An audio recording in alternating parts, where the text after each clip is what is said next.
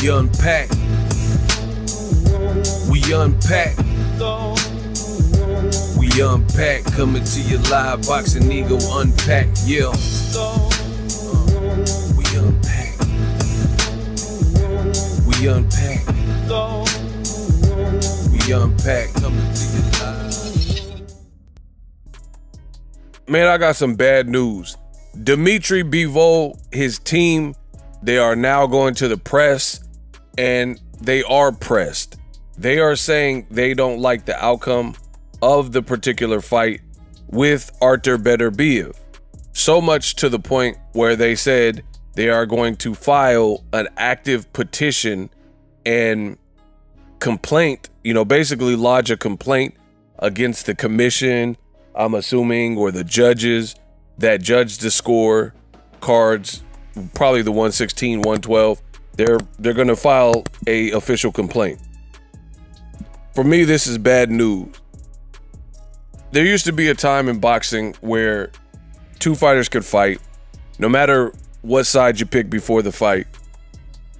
It was settled in the ring, in the square circle, and that was that. And I prefer those days, but long gone are those days. Now you have fights where fights don't play out, then fighters like Devin Haney suing Ryan Garcia, saying I've been cheated, and had I known he had something in his system, I wouldn't have fought. But think about all of the fighters that fought somebody that had banned substances that found out after. Like, no one sued over that, right? Unfortunate, yes, but what's done is done. Doing a civil case and then trying to push the issue and prove that it was intentional, we'll see if it proves to be an uphill battle. And then fast forward to the future, you have this undisputed fight. So these are both the zone fights. Always some drama, always a soap opera, right? The zone, Ryan Garcia, Haney. That fight was April 20th, and yet we're still talking about it. I'm still talking about it. Many moons later, it's almost the end of the year. We're actually probably closer to next April than anything. Still talking about Haney Garcia. Now, because the powers that be or the team don't like the outcome in a close fight, people, Beterbiev versus Bivol, it was a close fight. I've said that from day one. I said it live on my watch party. Personally, I thought it was a draw, or I would shade it to Artur Beterbiev. It's not anything against Bivol, and I'm not going to keep going over it. You guys need to check those additional videos on my channel. I've already went over this. The reason why I shaded to Beterbiev is because of those championship rounds. In a close fight, both fighters needed to push, and I truly think that Beterbiev showed more pep in his step. He showed that he ultimately wanted it a bit more, and he pushed the pace. And then there were moments late in the fight that left a lasting imprint where I truly believe he started to bully Bivol. And I don't think that looks good to the judges, considering we've seen Bivol fights. Bivol has never really gotten bullied, and he's fought a much bigger Gilberto Zurdo Ramirez. He's fought Canelo, who's a big puncher and an experienced guy, and he never looked like that. His face never looked like that at the end of a fight. So I don't understand why people are trying to turn this into something that it is not. And again, it's just sad because it really detracts and takes away from just such a beautiful sport. We should be able to watch these events, enjoy it, get a decisive conclusion, but we never truly get that. Or at least on a lot of the zone shows, we're not really getting that, right? Where we can't just have peace. Like, one guy won a close fight. That actually exists in this world, where you got two of the best fighters in the world. No one wants to lose. All belts on the line. Some of the rounds could be subjective or swing rounds, and it's that simple. But people always try to turn it into something that is not. A big conspiracy theory, lawsuit, saying this was rigged, this was fixed. But I stated this, and I'll say it again for those who will listen. Bivol lost the fight with his actions. Point blank, period. He can watch tape. His team can watch tape. And I think if they went back and watched the tape, they will see opportunities, namely and particularly late in the fight, where Bivol did not capitalize, right? If he would have done more of what he did in the first 3 rounds, in the back 3 rounds, the championship rounds, then perhaps it would have been something else. But he faltered, and Beterbiev's early investment to the body, I think that it was so subtle, and this was the thing is irritating me, is Beterbiev was doing such sharp work early, but based on it not being glaring and in your face and obvious, there's a lot of people who don't know ish about boxing. Therefore, what they're doing is minimizing or trying to undermine great work. You know, it could have been in singles or 2 shots, right? But because it's not these bursted flurry attempts that Bivol was throwing, and it wasn't as, again, in your face, and it wasn't so just obvious. It wasn't so, you know, easy to see. And I think a lot of boxing fans, if I had to have an analogy, they're like babies, right? Now follow me with this analogy. A baby doesn't have all its faculties. It can't really think for itself, things like that. So you don't want a baby to choke when you're giving them food. So you have to break the food down, or cut it up, or bite it, or chop it up, or give them like soupy baby food, whatever the case is, Similac, and break it down into small digestible pieces. And that's what I try to do on my channel, because I know there's different levels of boxing fan. So I try to break it down into small digestible pieces for you guys to ingest all this boxing knowledge, right? And I feel like there's so many fans that don't know how to score boxing, don't know what they're looking at, and they just go for the low-hanging fruit. Beterbiev going to the body, they aren't giving credit to that, because Bivol is a warrior, and it didn't look like it affected him right then and there, right? Because it's just a body shot. And I'm sure Bivol trained his butt off for the undisputed fight. So just because he didn't like get hit to the body and then start holding his stomach like Keith Thurman versus Luis Collazo and running around the ring where it's like obvious, people, they don't know what they're looking at, right? But I do. And to me, it was like little headshots and body shots and these skilled attacks, very technical, very methodical, and like planned. These were like premeditated attacks that truly paid dividends later. People keep saying like, oh, Bivol, he won, it was a robbery, right? But most of those people aren't doing what I'm doing right now. Most of them don't have a YouTube channel. And even the content creators that do have a YouTube channel that are saying this and suggesting it, I can assure you they're not breaking down the actual fight. They're more or less just saying it was a robbery, this is BS, Beterbiev lost the fight. That doesn't tell you anything. And I feel like you guys as viewers need to hold boxing channels accountable for bad information and credit to the channels that give you good information.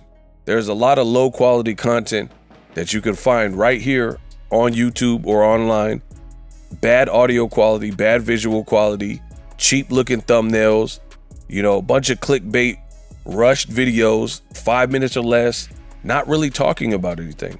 So if you like the opposite of that, which is high quality boxing content and analysis, something to think about, definitely subscribe to my channel, where I continue to use my vocabulary and break it down into digestible pieces for you guys to consider, right? And again, a lot of people aren't doing that. They're just saying, Bivol won, you're stupid, you don't know what you're talking about, and it was a robbery. That's, again, it doesn't tell you anything. I'm breaking down how the fight played out. And ultimately, the people who just keep repeating this echo chamber of it was a robbery and that are celebrating and saying, yeah, Bivol's team should push this notion to have an investigation or a complaint lodged, it's pretty stupid to me. But you're going to have Bivol hardcores that are going to pump this up like this is a good idea. I personally don't think it's a good idea because I don't think it'll go anywhere. I don't make moves. I'm a strategist. Sun Tzu, The Art of War. Robert Greene, 48 Laws of Power. That's how I move. So if I make a move, it's calculated. I don't want to make moves that are wasteful, like Bruce Lee. You do what's working, Jeet Kune Do, you do what's working, and then you strip away the inessentials. You discard anything that's not working. So that's my method.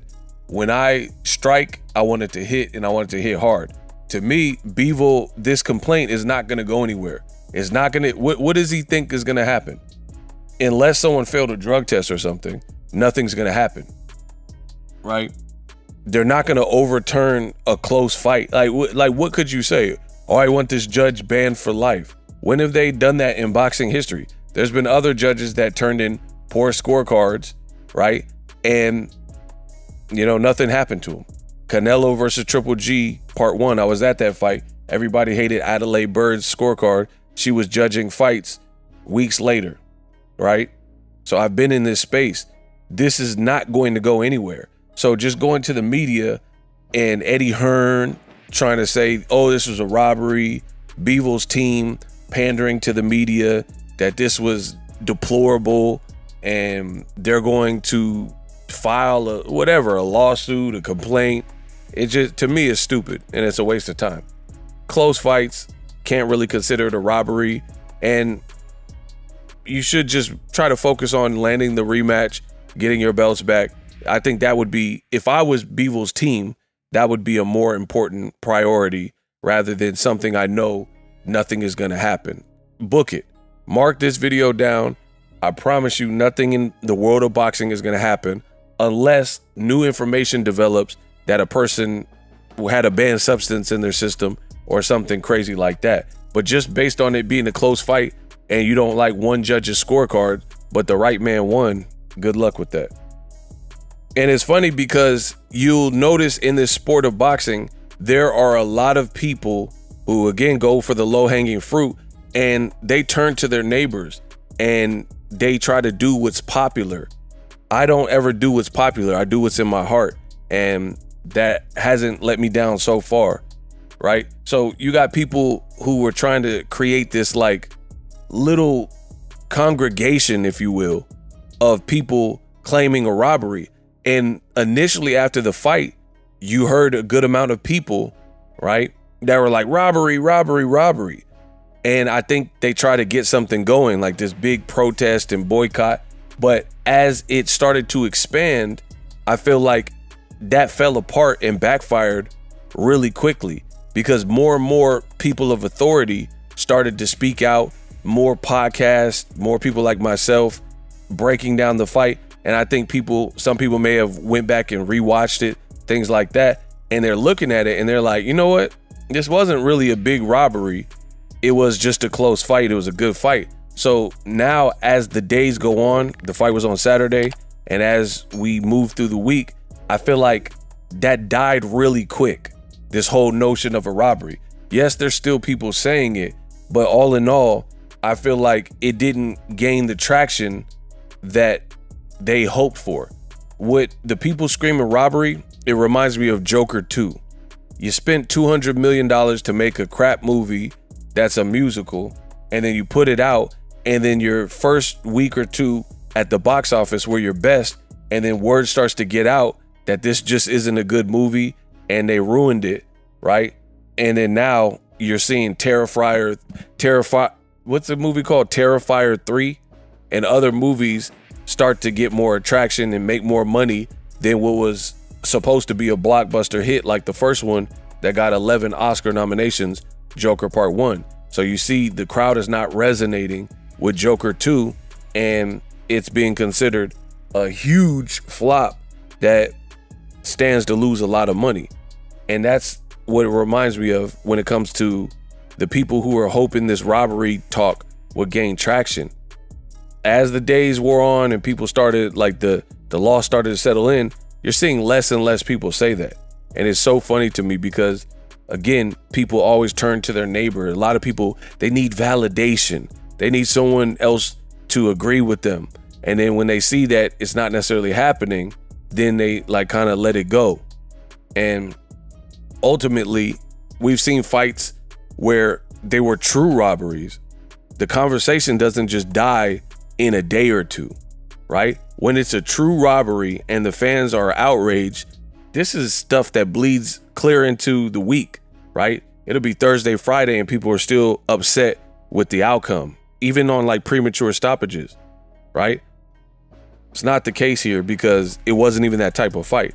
First of all, and I'm just being real, the fight was it wasn't as impactful as I thought. And I'm not saying for the division. I'm saying I thought it was going to be a better fight, an even better fight. It's good to see two, warriors and technical guys, but that's what you get sometimes. When you're having two fighters, neither one wants to make a mistake, you get a different paced fight, right?